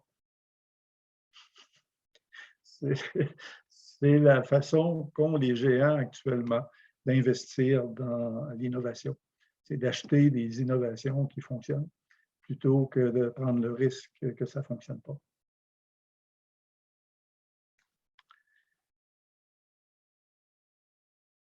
Bon. Les opportunités que nous devons saisir, moi j'insisterai, en tout cas, je sens que je disparais de l'écran à cause du soleil qui rentre par la fenêtre de côté. Vous entendez ma voix, c'était pas facile, c'est le plus important. L'art et la science antérieure. Donc, moi, j'ai réalisé ça en 1974-75 quand j'ai commencé à travailler sur le lactosérum. Il y en a beaucoup de travaux qui ont été faits avant moi et qui ont été faits pendant la période où j'ai été actif en recherche, en démarrage. Et c'est encore aujourd'hui la première démarche, vérifier ce qui a été fait avant. Et malheureusement, il y a beaucoup de choses qui ont été faites avant que vous ne trouverez pas sur Internet. Donc, cherchez Bell sur Internet, les levures lactiques Bell. Là. Si vous trouvez quelque chose de plus que ce que je vous ai dit, qui n'est même plus sur Internet actuellement, moi, je serais bien intéressé à recevoir vos références. Donc, les avancées scientifiques récentes, ça, là, c'est Julien. C'est Julien qui est peut-être plus au courant que moi d'où on est en rendu actuellement. Moi, il y a quelque chose sur lequel je fondais certains espoirs, c'est l'électrodialyse. Il y a Laurent Blazinet, je pense, à l'université, qui travaille sur l'électrodialyse. C'est peut-être une avancée intéressante. Puis, les nouveaux créneaux sur le marché, c'est sûr que l'alimentation des athlètes et tout ça, ça a été quelque chose qui a été salutaire pour les protéines de lactosérum, le whey protein. Mais moi, j'ai un dada là, actuellement, je l'avais il y a plusieurs années, puis il ne m'a pas quitté. C'est l'importance des oligo-éléments sur la santé humaine. Puis dans le lait, il y a, en tout cas, pour maintenir les vaches en santé, on leur donne tout ce qu'il faut pour être en santé, donc des oligo-éléments en particulier. Donc, ces oligo-éléments-là se retrouvent aussi dans le lait, hein, parce que la vache sécrète du lait pour s'assurer que son veau va être en santé et tout ça, qu'il manque de rien. Donc, ces oligo-éléments-là, d'après moi, ça va devenir quelque chose de très, très important. Pas un supplément de chrome, un supplément de sélénium, un supplément de fer, c'est la combinaison des oligo-éléments dans un ratio qui procure la santé au veau et à la vache. C'est ça qu'il faudrait donner peut-être aux humains. Donc, plutôt que d'y aller avec des multitudes de bouteilles, là, le zinc, le sélénium, le chrome, le bore et autres. Et les alliances stratégiques. Donc, c'est certain qu'on ne peut pas avoir toutes les compétences dans tous les domaines. Donc, si vous arrivez, par exemple, si vous voulez vous lancer en fermentation, puis vous n'avez pas un PhD ou une maîtrise vous ne connaissez pas une maîtrise en fermentation, peut-être d'approcher une entreprise où il y a ces compétences-là, et d'essayer de travailler en collaboration avec cette entreprise-là. En tout cas, c'était la démarche qu'a effectuée Maurice Dufour à un moment donné. Moi, j'ai été appelé à le rencontrer, puis à lui donner certains conseils pour les fermentations alcooliques et tout ça. Ça lui a permis peut-être de ne pas faire certaines erreurs, des erreurs de base. Mais c'était une expérience, je dirais, à répéter pour n'importe qui pense avoir une idée intéressante pour traiter ou valoriser les lactocérants. Donc, les pistes d'avenir, zéro rejet. Donc, d'envisager dans tous les procédés qu'on envisage là, de mettre en œuvre des procédés qui ont des zéro rejet, là, ça veut dire tout est réincorporé et destiné idéalement à l'alimentation humaine. Les économies d'énergie, donc évidemment d'utiliser des procédés en membrane plutôt que des procédés qui utilisent soit de l'énergie fossile ou d'autres types d'énergie. Je pense au méthane, là, les bioréacteurs à méthane, qui ne sont pas nécessairement la meilleure façon de produire de l'énergie. Valorisation en alimentation humaine, donc viser toujours, tu sais, la pyramide là, que je vous présentais, c'est l'alimentation humaine puis la pharma. Le pharma, c'est des défis tellement importants, je pense qu'ils ne sont pas à portée de la plupart des usines alimentaires, mais alimentation humaine, c'est à la portée de tout le monde. C'est-à-dire, donc, on a un aliment qu'on transforme, puis tout ce qui découle de cet aliment transformé peut servir d'aliment, c'est-à-dire peut être incorporé à des aliments destinés aux humains. Donc, on est dans le zéro rejet, puis dans la boucle fermée. Très, très facile d'envisager ça. Et développement des compétences, en tout cas, j'incite ceux qui en auraient le goût, tout ça, ou si on connaissait des gens qui sont en instance de décider dans quel domaine ils devraient aller. Les fermentations, les biotransformations. Je veux dire, on a eu à un moment donné une mode là, pour la génétique, là, la biologie moléculaire, mais on manque sérieusement de gens qui ont des compétences en fermentation, en physiologie microbienne en particulier. Entrepreneurship, on a besoin de gens pour qui signe de pièce est, je ne dirais pas primordial, là, mais qui est important. Parce que, je veux dire, toutes les idées qu'on a, ça va coûter quelque chose pour les réaliser. Et il y avait une réflexion que Jean Chagnon, le président de l'Allemand, me faisait là, à quelques reprises. Il dit, c'est bien beau d'avoir des idées, mais ce qui est important, ce n'est pas d'avoir des idées, c'est ce que tu fais avec. Donc, moi, j'étais débordant d'idées, là. Puis là, il me rassoyait avec « Qu'est-ce que tu fais avec ça, ces idées-là? » Là? Donc, d'emmener une à terme, c'est déjà un gros projet.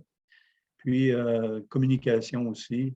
Mais je pense que c'est bien amorcé avec le centre d'expertise, avec ces causeries-là. C'est de communiquer des connaissances qu'on peut, en tout cas, on peut peut-être trouver dans la littérature, mais qui est tellement plus simple de partager avec des gens qui sont intéressés, plutôt que de les publier dans des publications qui ne seront pas lues par des personnes. Donc, ça clôture la troisième partie de ma présentation. Oui, M. Goulet. Si ça ne vous dérange pas, je vais essayer de compenser l'éclairage. Je vais m'absenter 10 secondes. On vous attend. Pendant ce temps-là, ben, en fait, j'ai une question de Marc-André qui sera adressée à M. Goulet. J'en vois pas d'autres. Bon, évidemment, c'est pas beaucoup mieux. Ah ben oui, c'est un peu mieux. Donc, une seule question, Monsieur Goulet, de Marc-André. Donc, est-ce qu'un mélange de lactosérum doux et acide peut être traité, surtout pour les fromageries des chèvres avec fabrication de fromage lactique? Pouvez-vous répéter la question parce qu'il y a un bout que je n'ai pas compris, là? Est-ce qu'un mélange de lactosérum doux et acide peut être traité, surtout dans les situations là, de laiterie de chèvre, de lait de chèvre, fabrication de fromage lactique? Oui, bien, je veux dire, ça dépend ce qu'on veut récupérer de ce lactosérum-là. Si on veut récupérer des protéines, là, il y a des procédés qui font appel à du chauffage, la dénaturation des protéines, puis de faire des ricotta, par exemple. Par ailleurs, le produit qui reste, là, une fois qu'on a enlevé la protéine ou une bonne partie de la protéine, ça peut être fermenté. Ça peut être fermenté pour le convertir bien, il faudrait, dépendant de ce qu'on veut faire, là, si on veut faire pousser des levures ou si on veut faire de l'alcool et tout ça, bien là, il faut envisager des concentrations. Donc, pour des levures, il faut concentrer, je vous disais, à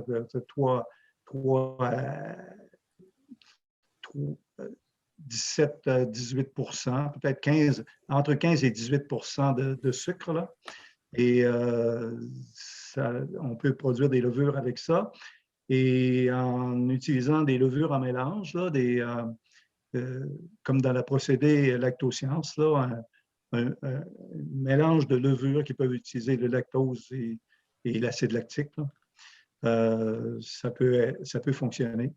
Mais moi, je dirais que des mélanges de lactosérum, ça procure en tout cas, ça génère plus de problèmes que de solutions parce que c'est mieux de traiter des types de lactosérum, des mêmes types, que convertir du lactose en acide lactique.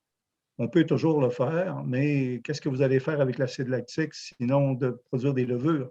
Et sinon, si vous produisez des levures, bien, il faut concentrer, et donc il faut avoir un appareil pour concentrer le lactosérum et tout ça. Tel quel, là,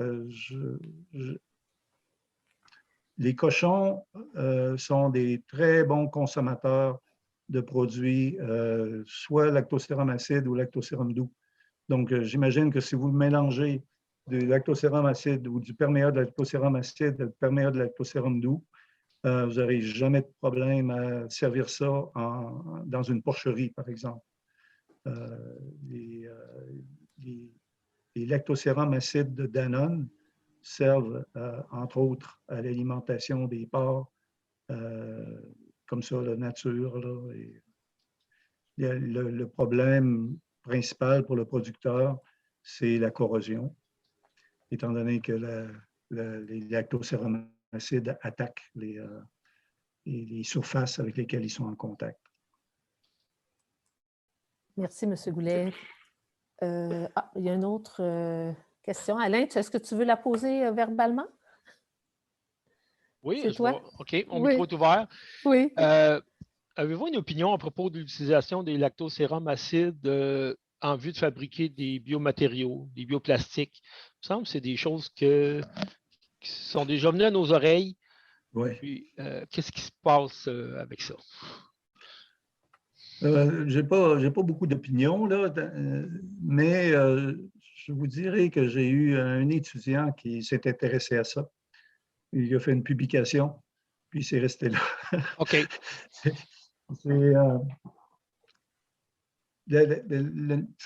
L'industrie des plastiques, là, moi, je ne m'aventurerai pas là-dedans. Là. C'est tellement... Quand vous êtes en compétition avec Dupont, en tout cas, il y a des gens à l'INRS. Moi, si des personnes veulent avoir des références, là, consulter, mais je pense qu'il y avait une professeure à l'INRS qui s'intéressait comme ça là, à certaines molécules qui peuvent être synthétisées pour servir à fabriquer des plastiques, là, ou qui entrent dans la fabrication des plastiques. Mais généralement, les gens préfèrent utiliser les dérivés du pétrole et tout ça que des substances organiques là, qui sont périssables et qui sont de qualité des fois variable. Oui. C'est sûr qu'il y a l'enjeu de la biodégradabilité des plastiques Ouais. qui est peut-être un enjeu de notre société à l'heure actuelle. Ouais. Les plastiques fabriqués à base de pétrole, ils ont des durées de vie pratiquement infinies. Là. Les enfants de nos enfants vont être pris avec ce problème-là. Ouais. Mais il arrive aussi que pour les synthèses de plastique, il y a des molécules organiques là, qui peuvent être biodégradables, mais qui ne sont pas d'origine alimentaire.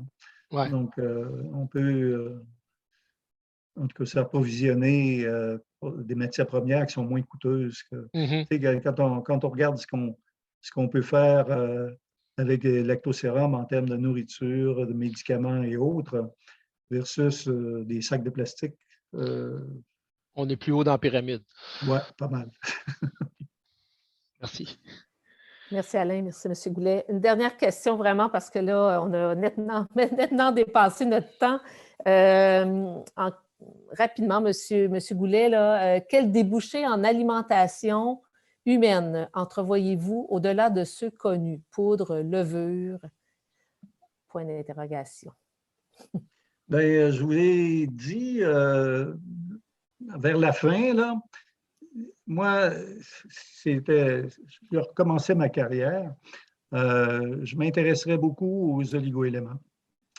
Et les oligoéléments, je pense que le lait est une source intéressante d'oligoéléments, et particulièrement le lactosérum, et particulièrement le lactosérum acide, parce que l'acidité permet de solubiliser plus les éléments. Et on vit une crise de la COVID actuellement.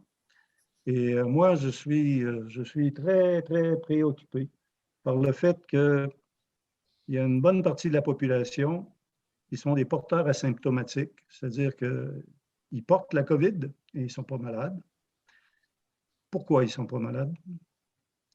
Pas nécessairement parce qu'ils ont reçu un vaccin, parce qu'avant que le vaccin soit sur le marché, ces gens-là n'étaient pas malades. Là. Moi, j'en connais plusieurs personnes là, qui ne faisaient pas plus attention qu'il faut. Et donc, ma conclusion, en tout cas, mon estimé, c'est qu'il y avait un système immunitaire qui était performant. Pourquoi leur système immunitaire était plus performant que ceux qui ont été gravement malades ou ceux qui sont décédés? Et c'est ça qu'il faudrait répondre. C'est au lieu de donner un vaccin pour stimuler le système immunitaire, moi, je donnerais des nutriments pour bien alimenter le système immunitaire. Il y a un article que je voyais dans la littérature d'un chercheur australien qui a étudié l'influence des éléments minéraux sur et je pourrais peut-être sortir les coordonnées là, de cet article-là, puis vous les faire suivre, Hélène. Là, oui, dans notre message, qui va faire suite. Ça conclurait vraiment bien le message que je veux faire passer. Donc, ce chercheur-là, australien, a étudié l'importance des oligo-éléments ou des éléments minéraux sur les systèmes immunitaires des animaux. Il en a trouvé une trentaine d'éléments qui sont nécessaires. Il établit dans cet article-là tous les rôles, des rôles sur le système immunitaire de ces éléments minéraux-là. Donc, moi, je serais surpris que tous les Canadiens, Québécois, qui s'alimentent bien, n'aient pas une carence quelconque, minime ou sévère, dans un de ces trentaines d'éléments. Donc, de bien alimenter notre système immunitaire avec des oligo-éléments qui proviennent du lait ou des lactosérums m'apparaît un sujet là, qui devrait retenir l'attention des gens qui ont encore de l'imagination. Merci, M. Goulet, avec cette finale bien actuelle en nous parlant de ce qu'on vit en ce moment. Merci.